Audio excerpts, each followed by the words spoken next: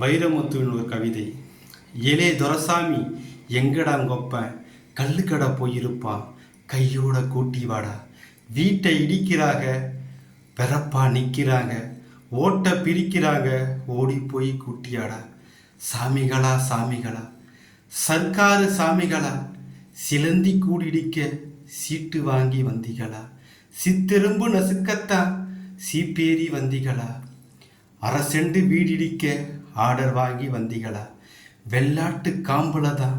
விஷம் வடிய கணா கண்டேன், ஓடையெல்லாம் ரத்தம் ஓடி வர கணா கண்டேன், காத்து கருப்பாச்சே கண்ட கணா பழிச்சிடுச்சே, எள்ளு செடி மேல இடி வந்து விழுந்துடுச்சு, முள்ளு ஒடிக்க போன மூத்தவனை காணலையே,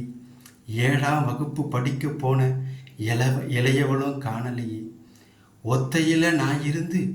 ஒலைக்கு அரிசி போடையில் வாக்கரிசி வாங்கி வந்து வாசற் பக்கம் நிற்கிறாங்க, எத்தி உதைச்சாலே இத்து விழும் சுவருக்கு கடப்பார எதுக்கையா கவர்மெண்ட் ஆளுகளா. நாம் பட்ட பாடு நாய்படுமா பேய்படுமா, கடையும் தைப்படுமா காஞ்சிபுரம் தரிப்படுமா, முன் சுவரு வைக்கத்தான் மூக்குத்தி அடகு வச்சேன், பித்தால குடம் வித்து பின் சுவரை எழுப்பி வச்சேன், கதவு மரம் வாங்கத்தான் காசில்ல ராசாவி, கூனி கதவு செஞ்சு கோட்டைக்கு மாட்டி விட்டேன், சீட்டு பிடிச்சி சித்தாளு வேலை செஞ்சு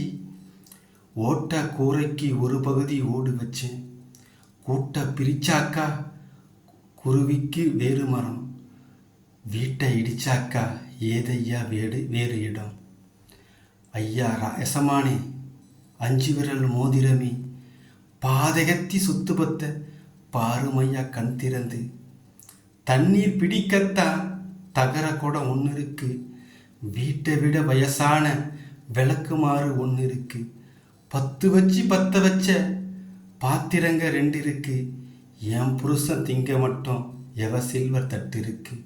போங்கய்யா போயிடுங்க புண்ணியமா போகட்டும், என் விட்டு நாய்க்குட்டி இன்னைக்கும் தூங்கட்டும், அழுதாலும் ஏழ சொல்லு அம்பலத்தில் ஏறாது, அருகம்புல்லு புத்தி சொல்லி அருவா கேட்காது, இடிங்கய்யா இடிங்க இத்து போன வீடு இடிங்க, கூரைய பிச்சரிங்க கொடிய அறுத்தெறிங்க, கண்ணாடி கடைக்குள்ள காட்டான புகுந்தது போல் முன்னாடி பின்னாடி முழுசா நொறுக்கிடுங்க, கடைசியா ஒன்று மட்டும் கால் பிடிச்சு கேட்கிற சீரட்டு பிடிப்பவரை செவிசாச்சி கேளுமையா,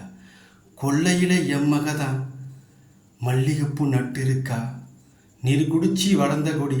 வேர் பிடிச்சு நின்னிருக்கு, பொத்தி வளர்த்த கொடி பூப்புக்கு முன்னால கத்திய வீசாதீங்க கடப்பார எரியாதீங்க, ஆசையில வளர்த்த கொடி அசையாம இருக்கட்டும், அவ வச்ச மல்லிகைப்பூ எவளுக்கோ பூக்கட்டும். நன்றி.